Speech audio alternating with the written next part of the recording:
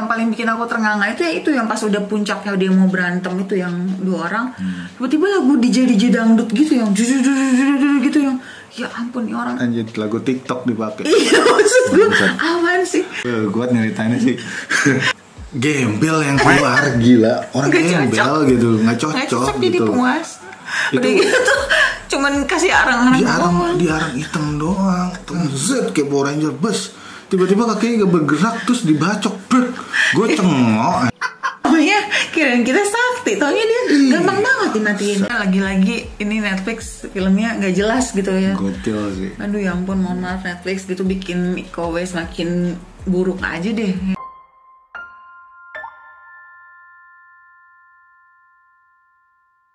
Halo, selamat datang kembali di Erin Channel. Hari ini kita mau bahas film Fistful of Vengeance. Ini film Netflix yang dibintangi oleh aktor favorit kita Iko Uwais.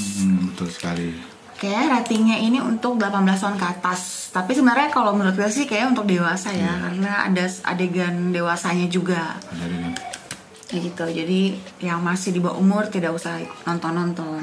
Tuh. Sebenarnya kita pas nonton kita nggak tahu ya, ternyata film ini tuh adalah kayak lanjutannya dari series Who Assassins. Jadi kan apa ya, judulnya aja memang Fistful of Vengeance. Jadi kita kira tuh ya film berdiri sendiri, tapi nggak, ternyata ini adalah kayak lanjutannya dari series tersebut.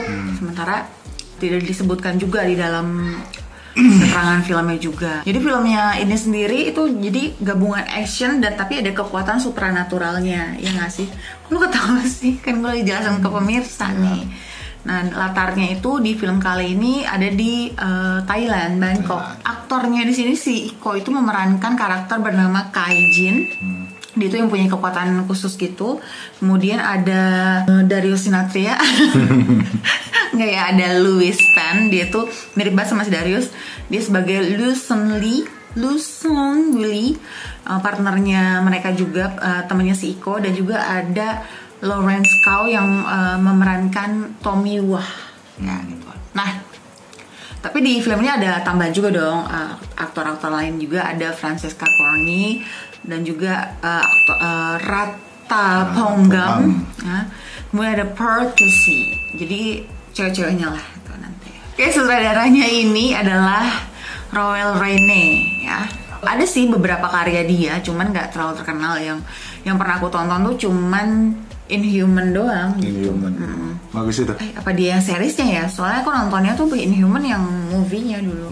Film ini tuh bercerita tentang, mereka juga bingung sih karena awal-awal tuh kayak langsung tiba-tiba udah berat berantem sampai aku tuh di berapa menit tuh bilang coba deh ulangin lagi, ini gimana sih kayak gitu loh. Jadi yang aku udah tangkap dari awal itu adalah jadi si Kai ini sama partnernya yang lain itu mereka tuh mencari orang karena ada apa ya, adiknya si Tommy ini dibunuh. Dia mau nyari pembunuh lah. Dia mau nyari pembunuh sisternya si Tommy ini. Ketemulah dengan siapa, terus mereka ya berantem intinya.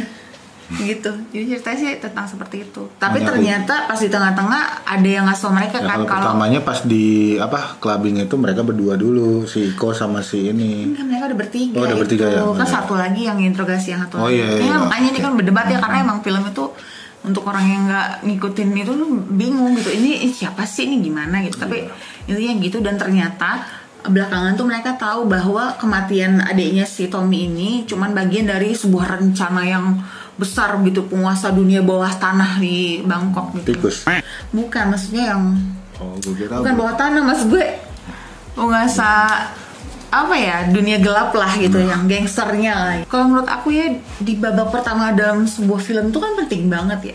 Tapi ini mereka dari pertamanya udah gagal. Dari awal-awal tuh kita nonton kayak ya ampun, ini apa sih, kok busuk banget gitu ya, kayak lanjut atau enggak ya. Cuma ini kita nonton terus demi membuat review ini, kan nggak mungkin dong kita review cuma nonton setengah doang. Kita nonton harus sampai akhir ya. Jadi intinya tuh permulanya ya udah tidak membuat kita tertarik ya. Terus apalagi yang membuat kamu sendiri? Dari segi cerita dulu, kita bahas ceritanya dulu. Ya, kalau dari segi cerita kan intinya ceritanya nggak menarik banget di film ini. Penulis, gue rasa ya penulis ceritanya tuh kayak ngasal ya. Jadi kayak ya nggak jelas lah ceritanya ini. Naskahnya sih menurut aku, naskahnya tuh nggak jelas. Terus plotnya juga nggak jelas gitu ya. Jadi emang ya gimana ya, kayak ngasal gitu. Kayaknya penulis ceritanya juga kayak yaudah yang penting ada Iko, ini pasti orang bakal nonton, kayak begitu gitu kan. Isinya tuh banyakan ya guys, berantem mulu. Jadi baru pertama berantem. Terus jadi kayaknya pindah-pindah cuma berantem terus kayak apalagi sih? Ya, mau kemana gitu, nggak jelas gitu arahnya kayak gimana. Terus dialognya juga dari awal sampai akhir tuh mereka tuh apa ya? Kadang mungkin menurut mereka itu lucu, tapi nggak ada lucunya sama sekali, nggak garing banget, maksa banget gitu kan. Ya dari segi cerita yang udah hancur dari awal. Nah ini kita mau bahas film ini ya secara detail ya. Iya, actionnya karena kan ini kok wise coy gitu. Kalau untuk berantemnya di awalnya doang bagus. Di awalnya oke. Jadi kayak mereka ada yang berantem sama yang di apa tuh namanya di hotel ya, di hotel apa tuh lumayan oke. Ya, tapi setelah makin lama nih mata tuh langsung ini nge-record kan. Apa ini kok tiba-tiba iya. Jadi kayak ini lagi paling gerakan coy. Lagi latihan silat apa lagi? Terus ada kayak gerakan-gerakannya tuh yang gerakan-gerakan film Jackie Chan zaman dulu yang kayak bok gitu. Nah gitu-gitu. Ya kalau itu sih oke lah ya, cuman nggak oke loh Bu, maksudnya untuk lambatnya itu ini. Iya, itu yang paling ganggu tuh yang udah pas menjelang akhir tuh justru malah gerakan actionnya aneh banget. Iya. Gitu. Nah ditambah lagi di film ini tuh kan ceritanya di sini ada supranatural, tapi 80% di film ini tuh ya berantemnya beranteman gitu loh. Kagak ada supranatural udah kayak Power Ranger aja. Dong bus gitu. Bus itu buat apa? Kemarin cuma satu, jadi gue bisa ngitung jari loh, bisa cuma 5 kali, 6 kali gitu, dan itu nggak ini banget gitu loh. Iya kalau misalnya mereka emang mau konsepnya mereka memakai Iko Uwais yang jago bela diri gitu, tapi ya nggak usah dibikin supranatural gitu. Walaupun sebenarnya mungkin karena yang ini lanjutan dari series yang udah begitu juga sih, cuman ya. Sayang banget gitu. Gue sih nggak nonton seriesnya ya, tapi kalau filmnya aja udah hancur begini, apalagi seriesnya gue nggak tahu deh ya. Kalau emang seriesnya bagus ya, bagus kalau filmnya. Ini film pertamanya kan. Film pertamanya udah jelek ini, gue juga males nonton seriesnya kali ya. Males banget. Jadi intinya actionnya ini ya 80% nggak make supranatural itu gitu loh. Jadi kurang sampah banget gitu supranatural ngecap, tapi ya. Kalau untuk adegan-adegan berantemnya not bad lah ya, walaupun gue kesel banget ngeliatnya gitu loh, kayak mau joget gila. Kasian tahu. Parah sih. Habis itu yang paling ganggu banget tiap adegan tuh backsoundnya Cong.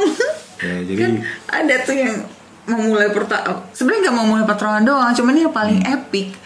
Yang udah menuju puncak gitu, karena kan dari awal-awal kita ya udah mulai disuguhin yang lagu-lagunya Eminem, rap itu awalnya udah ganggu juga kan, apaan sih gitu. Terus kayak cuman mereka mau kemana, mau berantem tapi jadinya kayak lagu-lagu pop gitu ya, yang aneh banget. Terus yang paling bikin aku ternganga itu ya itu yang pas udah puncaknya dia mau berantem itu yang 2 orang, tiba-tiba lagu DJ dangdut gitu yang gitu yang ya ampun nih orang. Anjir, lagu TikTok dipakai. Iya, maksud gue awan sih. Terus yang paling gila tuh yang ini masih berpengaruh dari backsoundnya ya. Jadi mereka kayak ada adegan ranjang gitu, yang walaupun itu juga memaksa ya, sampai membuat kita tuh apa ya, kayak ini apa sih? Lagunya apa ya tuh? Itu iya ampun tuh kan gak cocok banget. Apa sih gitu kan? Gue sampai terengah gitu. Ini amat gitu. Ya ampun, pokoknya lagi-lagi ini Netflix filmnya nggak jelas gitu ya. Gotil sih. Aduh ya ampun, mohon maaf Netflix gitu bikin Iko Uwais makin buruk aja deh, ya nggak sih? Nah ini kita mau bahas visual efek apa namanya tuh? CGI-nya lah, efek-efek yang cincin itu oke lah. Magicnya. Tapi kalau untuk di film ini itu efek-efeknya oke lah ya, bisa dibilang oke, nggak bagus, ganggu, gitu. Nggak ganggu banget gitu. Cuman ya emang nggak berguna di film ini. Iya. Gitu loh. Emang adegan ledakannya oke. Magicnya oke, gitu. Oke, bisa ditoleransi lah ya. Cuman tau gak apa yang ganggu banget? Apa? Ya itu ton warnanya, buset ganggu mata banget. Jadi gue kan pas pertama kali nonton kan, gue ini antara mata gue yang Mata gue emang begini ya, cuman gue nanya ke dia, lu berasa gimana nonton ini? Ya aku ngerasa kayak di layar tuh kayak ada sesuatu yang ganggu gitu. Sampai kita change itu ya. Ganti-ganti settingan monitor gue gitu loh, sampai kita naikin biar agak enak di mata. Cuman gitu. mata gue sakit. Ada yang aneh dengan tonnya sih menurut gue. Bikin sakit mata. Ya, entah kita yang norak. Udah gue pakai kacamata makin sakit, minus gue mah. Entah kita yang norak apa emang filmnya emang aneh gitu. Emang editornya dia. Gue nggak tahu juga sih apa maksudnya ya. Cuman kalau emang kalian ada yang suka dengan apa? Ya ton seperti itu. Ton warna kayak gitu ya silakan ya. Cuman kalau gue pribadi sakit mata gue nonton bener deh. Terus udah gitu mengenai itu juga ya, transisi dari antar adegan tuh ada yang aneh nggak sih, kayak aneh nggak sih, pokoknya kayak nggak nyatu aja gitu, tiba-tiba gini pergantiannya tuh jelek banget gitu, mohon maaf. Ngasal ya ampun, ngasal keselin banget gitu, kayak apa sih gitu. Pokoknya yang bagusnya itu cuman pemandangan kota Bangkok aja yang di shot dari jauh apa gitu, terus kayak detail-detail mereka di pasar atau di mana, itu doang sih yang menarik ya, keadaan kota. Tapi kalau cara dari mereka yang editingnya begitu, terus cut-cutnya juga nggak bagus, jadi aduh apaan sih kayak gitu, amburadul gitu kan. Ini film yang menyiksa ya, cukup menyiksa kita ya. Karena kita benar-benar nonton cuma buat review doang akhirnya, karena udah ini dipaksain banget. Iya benar-benar habis gitu. Padahal sejujurnya mah gue nonton 20 menit juga udah enak banget gitu. Iya udah capek banget sumpah. Cuman ya udah demi kita harus mereview. Iya tapi kasihan tau sama Iko Uwais ya ampun. Semoga semoga dia tetap kaya ya. Kayak Mas Iko gitu. Terus yang paling parah lagi tuh ya di film ini nih, kan pas terakhirnya tuh ada dia ketemu sama apa tuh penguasa jiwa sih. Penguasa apa lah? Nggak usah itu dulu deh. Gue mau jadi dia kan ini nih ada adegan dia kan di tempat desa gitu kan, terus diciduk lah gitu sama apa namanya musuh-musuhnya gitu, jahat. Udah berantem, terakhirnya si jagoan-jagoan ini udah mau pergi nih, tokoh-tokoh tamannya Iko Uwais dan lain gitu. Ya dibantulah sama kakeknya siapa? Kakek pamannya si yang pamannya itu. Ya paman cewek yang pakai ya. Gue pertama pas ngeliat keren kan, dia udah ngelempar ada ilmu-ilmunya keren. Pas sudah suruh pergi anak buahnya, Iko Uwais sudah pada pergi tuh tempat lain ngelawan penjata tuh sendiri, di luar ekspektasi gue. Gila, gue udah siap-siap nih bakal keren ya, ilmu apa nih gitu kan. Musuhnya begini kan, kayak Power Ranger bus, tiba-tiba kakinya gak bergerak terus dibacok, gue cengok. Ya kirain kita sakti, taunya dia gampang banget dimatiin. Apa sih, kayak cuman mau itu langsung adegan paling terbang. Gila, itu gokil sih. Gue di luar ekspektasi gue gitu loh. Jadi gue kira nih ada ilmu gitu kan. Taunya nggak ada. Nggak taunya pasrahnya dibacok plak. Dia cuma mau ini aja kayak buat lama-lamain aja. Ya. Bait umpan. Ngebet. Terus yang terakhir. Yang wadidaw banget. Pas terakhir nih kan. gue nyeritainnya sih. Jadi gini, ketemu lah nih sama penguasanya kan. Suara. Jadi suara dulu kan, ada suara aku adalah penguasa ini jiwa segala mesta gitu. Penguasa jiwa dan keren kan anjir. Jadi pas keluar tuh gila ini gembel yang keluar gila. Orang gembel gitu, nggak cocok jadi gitu. Penguasa. Udah gitu cuman kasih arang di arang hitam doang tuh gembel keluar gitu, nggak cocok sebagai penguasa gitu loh. Gue ngeliatnya langsung diam. Gue gak ketawa gitu loh. Ya ampun ini film pas sutradara lo jahat banget sama Iko deh. Udah gitu ya, aku kira nih kuat nih kan, dia penguasa berantemnya cuma kagak ada ilmu pisannya, kagak ada ilmu pisan, ilmu magicnya gitu loh, apa kayak gitu loh. Cuman hipnotis temennya doang, cuman gitu doang. Dia berantemnya cuma tak. Itu karena dia penguasa nih, nggak perlu nonjok, dia cuntok. Wah gila, gokil sih nih film nih. Pokoknya kalian kalau menonton film ini jangan lagi stres ya. Enggak sih, menurutku nggak usah nonton. Stres. Jangan lagi banyak pikiran. Banting layar apalagi Netflix. Siapa tuh handphone banting nanti kan. Apa sih gitu.